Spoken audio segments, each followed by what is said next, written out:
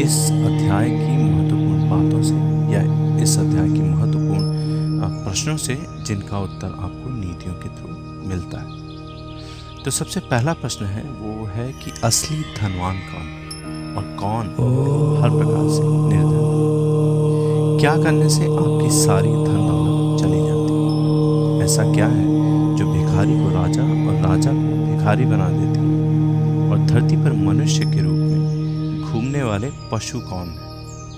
कौन वास्तव में शक्तिशाली है और क्यों हमें अपने मूल को बचाना चाहिए? इन महत्वपूर्ण प्रश्नों के अलावा भी इस अध्याय में कुछ अद्भुत और बेहतरीन नीतियां हैं जो आपको जीवन के अनमोल सीख सिखा सकती हैं, जिनका आप इस्तेमाल अपने पर्सनल और प्रोफेशनल दोनों कामों में या जीवन में कर सकते हैं। तो आइए शुरू करते हैं चाणक्य नीति के 10वें अध्याय के पहली नीति से।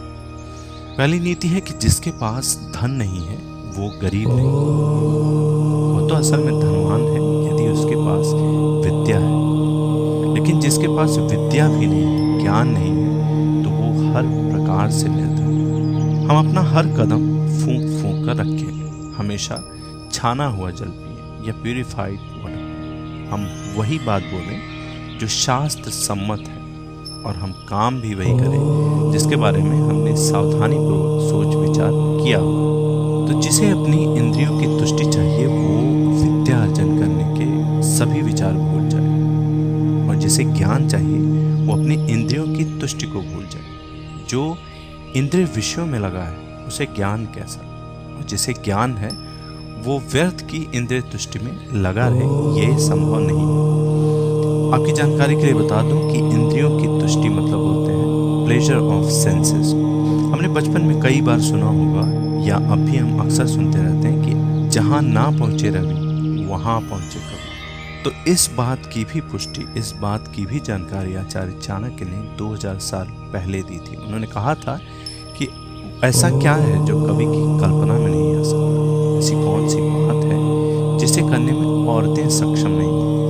ऐसी कौन सी बकवास है जो मदिरा पान किया हुआ आदमी नहीं कर सकता? और ऐसा क्या है जो कौवा नहीं खाता? नियति एक भिखारी को भी राजा और राजा को भी भिखारी बना देती। एक अमीर आदमी को गरीब और गरीब को अमीर बनाने में सक्षम। भिखारी एक कंजूस आदमी का दुश्मन है, एक अच्छा सलाहकार एक मूर्ख आदमी का दुश्मन। वह पत्नी जो दूसरे पुरुषों पर पुरुषों में रुचि रखती है उसके लिए उसका पति ही उसका दुश्मन है। और जो चोर रात को काम करने निकलता है चंद्रमा यानी प्रकाश ही उसका शत्रु है। फिर इंट्रोडक्शन में जैसा हमने एक प्रश्न का जिक्र किया था, उसमें कहा गया था कि धरती पर मनुष्य के रूप में घूमने वाले पशु हम किनको बोल सकते हैं? तो उसका जवाब अगली नीति में है। वो इस प्रकार है कि जिनके पास ये कुछ नहीं है, ये कुछ चीज़ें नहीं है, वो लोग धरती पर मनुष्य के रूप में घूमने वाले पशु। क्या है वे बातें?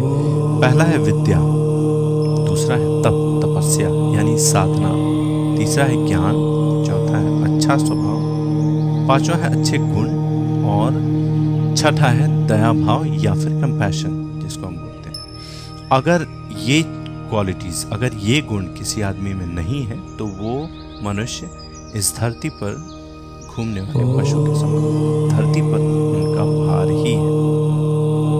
जिनका दिमाग खाली है वो कोई उपदेश नहीं समझते। यदि बांस को मलय पर्वत पर भी हम लगा दें तो भी उसमें से चंदन के गुण नहीं आते। जिसे अपनी कोई अकल नहीं, उसकी शास्त्र या फिर किताबें या फिर ज्ञान क्या भला कर पाएंगे। एक अंधे आदमी के लिए आईने की क्या जरूरत? एक बुरा आदमी कभी भी सुधर नहीं सकता।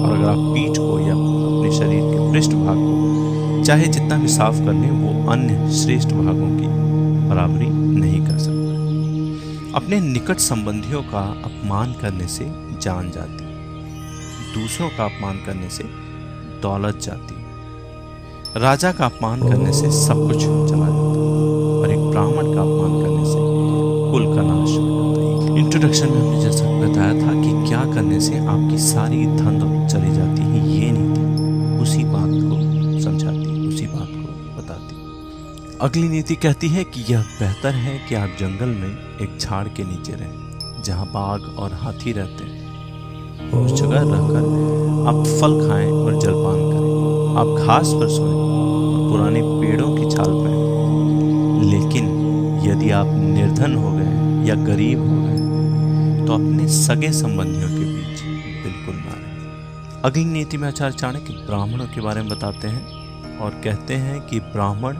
एक वृक्ष के समान है, उसकी प्रार्थना ही उसका मूल है। वह जो वेदों का ज्ञान करता है वही उसकी शाखाएं हैं और वो जो पुण्य कर्म करता है वही उसके पत्ते हैं। इसलिए उसे अपने मूल को बचाना चाहिए। यदि मूल ही नष्ट हो जाए तो ना तो शाखाएं रहेंगी और ना ही पत्ते।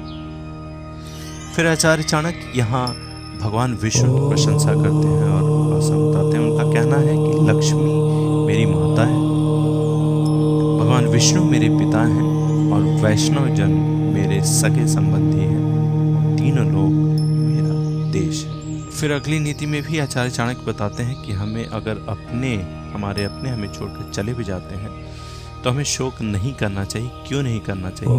वो इस नीति में बताया गया है कि रात्रि के समय कितने ही प्रकार के पंक्षी वृक्ष पर विश्राम करते हैं और भोर होते ही सारे पंक्षी दसों दिशाओं में उड़ जाते हैं। इसलिए हम भला क्यों दुख करें यदि हमारे अपने या सगे संबंधी हमें छोड़कर चले गए। फिर विद्या के बारे में इस अध्याय में भी आचार्य चाणक्य हमें इनलाइटन करते हैं, हमें जानकारी देते हैं। उनका कहना है जिसके पास में विद्या है वो शक्तिशाली। निर्बुद्ध पुरुष के पास क्या शक्ति हो सकती? एक छोटा सा खरगोश भी, याद रखिए, चतुराई से मदमस्त हाथी तक को तालाब में गिरा देता है। अगली नीति में भी, जो कि इस अध्याय की आखिरी नीति है, उस नीति में भी आचार्य चाणक्य भगवान विष्णु की उपासना के शब्द कहते हैं। वे कहते हैं कि हे विश्वम्भर, तू सबका पालन करता है।